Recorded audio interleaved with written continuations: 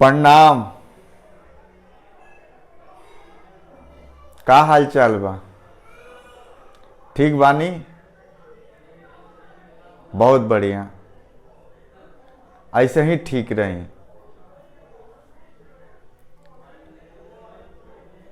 हम सब तो बड़ा खुशी का बात बा।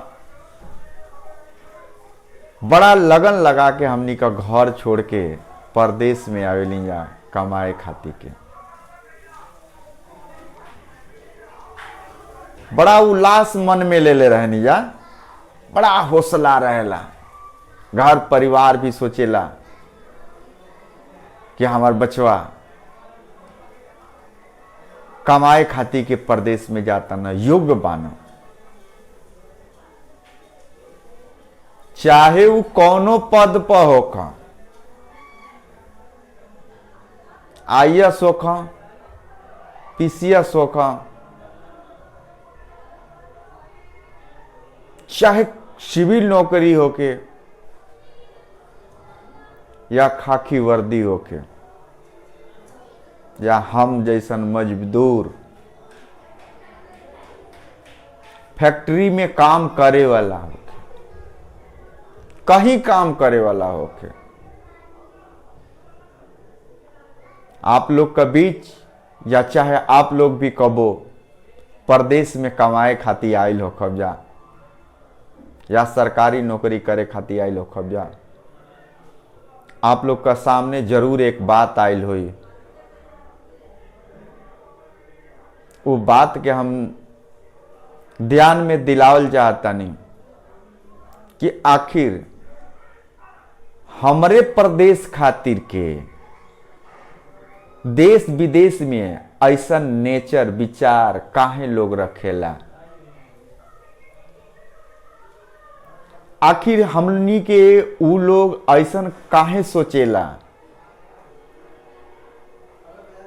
हम बतावल चाहता नहीं कि बिहारी का नाम पर सब लोग बड़ा जलेला, घिनौना जलेला, घृणा करेला। अगर उनकर जौना दिन बसर चल जाला तो उस जगह पर जितना दूरी में उनकर बसर चलेला ओजा रहे नहीं देहला, भगा देहल जाला कौनो न कौनो क्लेम लगा के।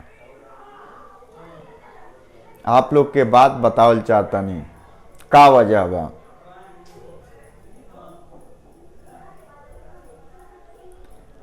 हमनी के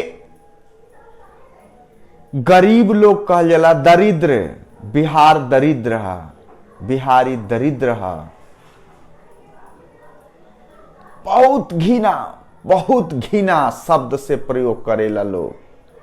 बड़ा सोचे वाली बात है। काहे उनका वजह का चीज खलेला कि वही का डर से वो लोग हमेशा हम लोग के ऐसन घृणा शब्द से प्रयोग करेला। आप बताई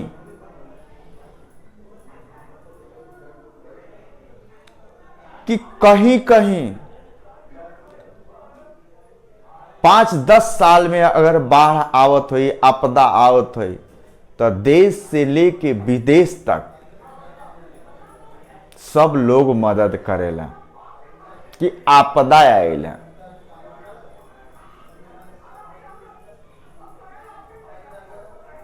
लेकिन बिहार में हर साल बाढ़ आवेला। हमहन का सारा लगावल कयल मेहनत पानी में चल जाला। एक वजह से हमनी का सब समर्थ होते हुए, सब्र करते हुए मजदूरी करे नहीं जा, पढ़ लिख के भी मजदूरी करे नहीं जा। लेकिन ओकर उ लोग बहुत घिनौना प्रयोग करेला विचार बनावेला और एक से एक घिनौना कलंक भी लगावेला। आई हम आप लोग के एक गीत का माध्यम से कुछ बतावल चाहता नहीं कि उ लोग कैसे मजदूरी हमनी के से काटल चाहेला, मजदूरी भी नहीं कैल देहल चाहेला।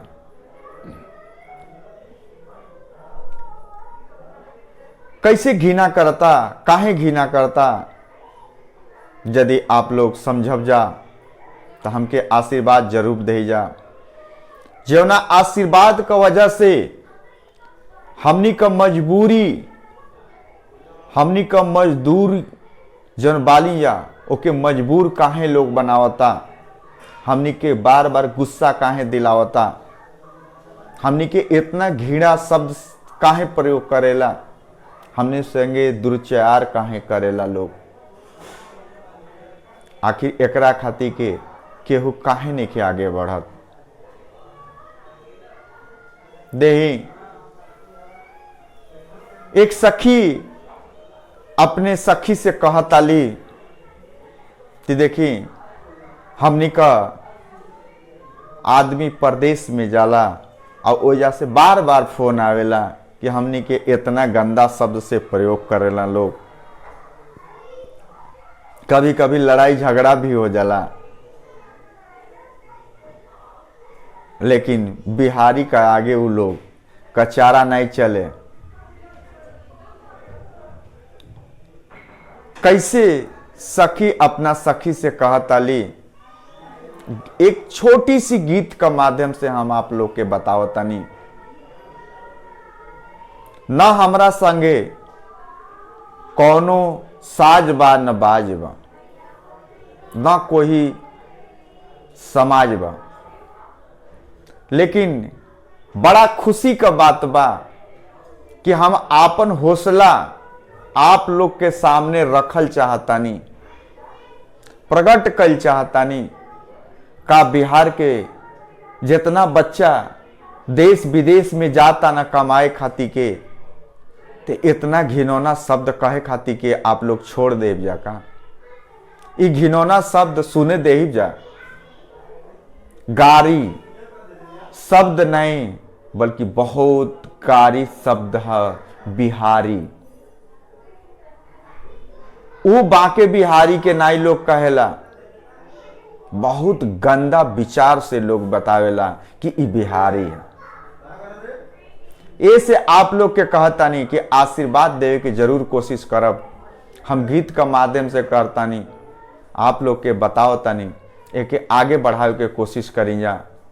हम लोग आपस में एक हम विचार प्रकट कर चाहता नहीं का ये शब्द गलत है या सही है। वो लोग काहे इतना घृणा शब्द से हमनी के देखला। देखी सखी एक दूसरा सखी से का कहतिया, हम मजदूर हैं, हम मजदूर हैं, मजबूर नहीं हैं। हम मजदूर हैं, मजदूर नहीं हैं। सॉरी, हम मजबूर हैं, हम मजदूर हैं, मजबूर नहीं हैं। हम क्या हैं? मजदूर हैं, मजबूर नहीं हैं। हम प्रेम करते हैं, हम प्रेम करते हैं, गुरूर नहीं है। मेहनत की रोटी खा खा कर पलते हैं, मेहनत की रोटी खा खा कर पलते हैं। जोक की तरह, जोक की तरह खून चूसने की वसूल नहीं है, खून चूसने की वसूल नहीं है। भैया हमारा गीत के बहुत ध्यान से शब्द के समझल जा, सोच समझ के गीत के बनौले बानी आप लोग का सामने रखता नहीं। एक आशीर्वाद देवे के कोशिश करब जा। का कहता है एक गरीब परदेसी आप लोग से सवाल करता और आप लोग से जवाब मांगता।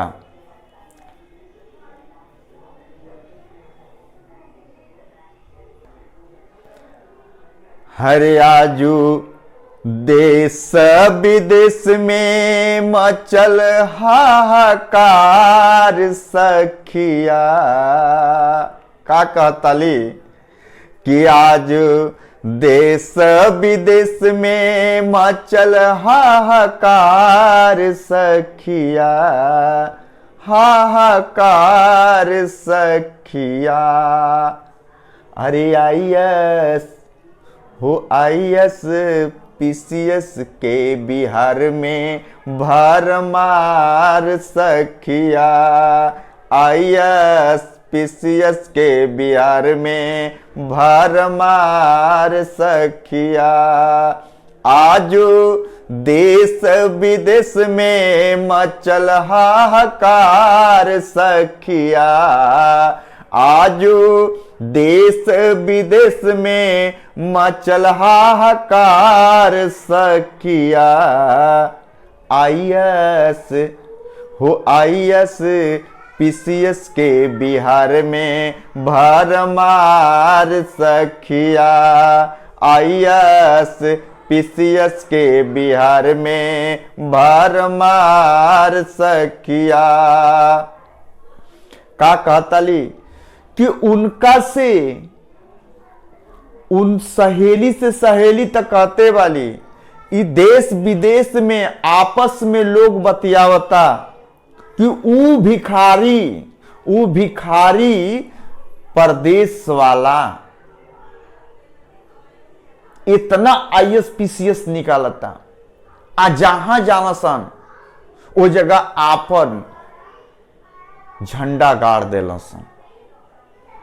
चाहे कंपनी हो या कोनो चीज में जिया सन, कोनो ऑफिस में जिया सन त आपन जलवा देखा देला सन। ऐसे बिहारी से काहे जलत तेली सब। का कहताली सखी से जहां कहीं जाइला त पूछे सबे बतिया। जहां कहीं जाइला त पूछे सबे बतिया। नालंदा विश्वविद्यालय के कैसन बाजुतिया। जहां कहीं जाए तब पूछे सबे बतिया। नालंदा विश्वविद्यालय के कैसन जुगुतिया। बिहार में कमाई के नहीं के जोगाड़ सखिया। बिहार में नहीं के कमाई के जोगाड़ सखिया। आईएएस पीसीएस के बिहार में भरमार सखिया। आईएएस पीसीएस के बिहार में भरमार सखिया। आजू देश विदेश में मचल हाहाकार सखिया। आजू देश विदेश में मचल हाहाकार सखिया। आईएएस पीसीएस के बिहार में भरमार सखिया। आईएएस पीसीएस के बिहार में भरमार सखिया। यही आईएएस पीसीएस जौन बिहार से ज्यादा मात्रा में निकलेला, देखिए वही सबके देख के वो लोग ज्यादा जलेला कि हमहन का प्रदेश में आईएएस पीसीएस काहे नहीं बच्चा बने ना, ये बिहारी काहे बन जाना सन।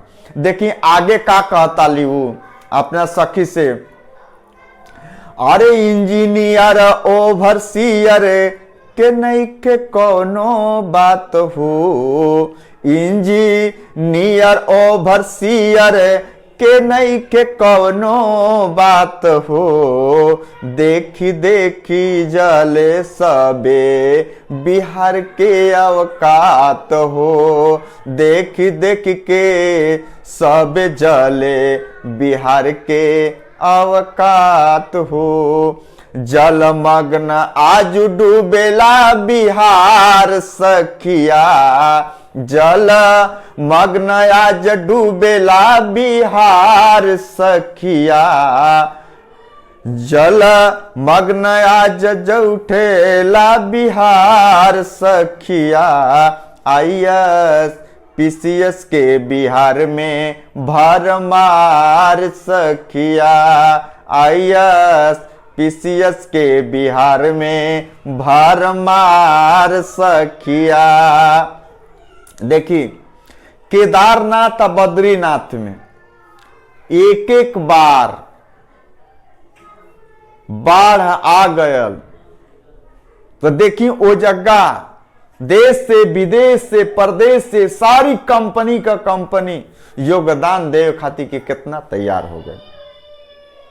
लेकिन बिहार में हर साल का हर साल बाढ़ आवेला आ हमन का दरिद्र बन जाने जा। ओकरा खातिर के हमनी का प्रदेश का देश का लोग भी ध्यान नहीं देला कि आखिर ई बिहार काहे डूब जाला, बिहार का ई डूबे का स्रोत बा ओके काहे नहीं बंद कल जाता टे।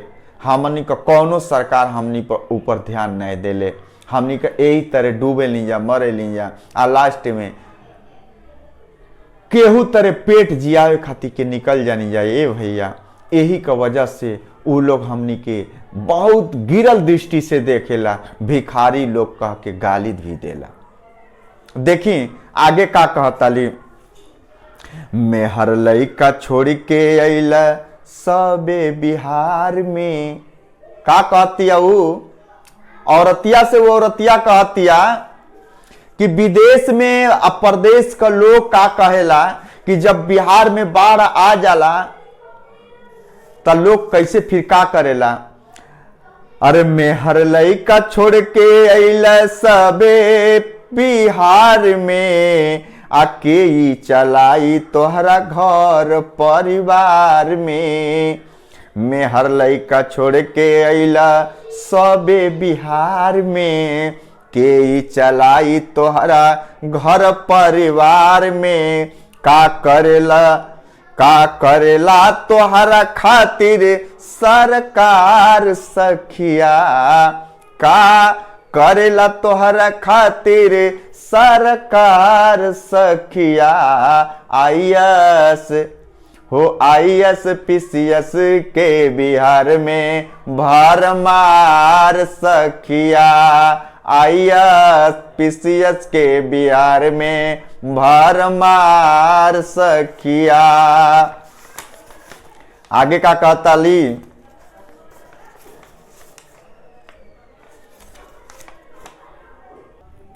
देखिए एक छोटा सा देश नेपाल कितना परेशान कैले बा कि एगो प्रदेश के हमेशा जलमग्न कैले बा। अगर यही बाढ़ अदर प्रदेश में हुई तो हमार दिल्ली सरकार वो जगह हाथ पैर तोड़ के बैठ जाए कि ना एकर जरूर न कोनो उपाय कल जा। लेकिन बिहार खातिर के ये भैया कोई का ध्यान नहीं के।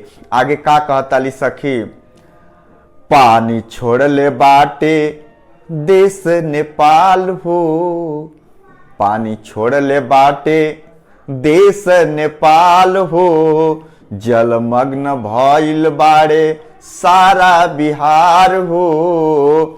पानी छोड़ ले बाटे देश नेपाल हो, जलमग्न भइल बाटे सारा बिहार हो। आज चैना से सूते सरकार सखिया, आजू चैन से सूते सरकार सखिया। हो ISPCS के बिहार में भरमार सखिया, ISPCS के बिहार में भरमार सखिया।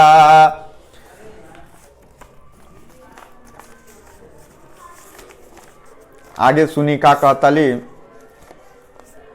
सुने बालेश्वर मत का कहतली, हर सुनए बालेश्वर मत मरिह केहू के ताना, सुनए बालेश्वर मत मरिह केहू के ताना, और सब जैसन और सब जैसन नैख जनाना, कमर कस के रखी है तैयार सखिया, कमर कस के रखी है तैयार सखिया, ISPCS के बिहार में भरमार सखिया, ISPCS के बिहार में भरमार सखिया। आजू देश विदेश में मचल हाहाकार सखिया, आजू देश विदेश में मचल हाहाकार सखिया, ISPCS के बिहार में भरमार सखिया, ISPCS के बिहार में भरमार सखिया। आजू देश विदेश में मचल हाहाकार सखिया, आजू देश विदेश में मचल हाहाकार सखिया, ISPCS के बिहार में भरमार सखिया।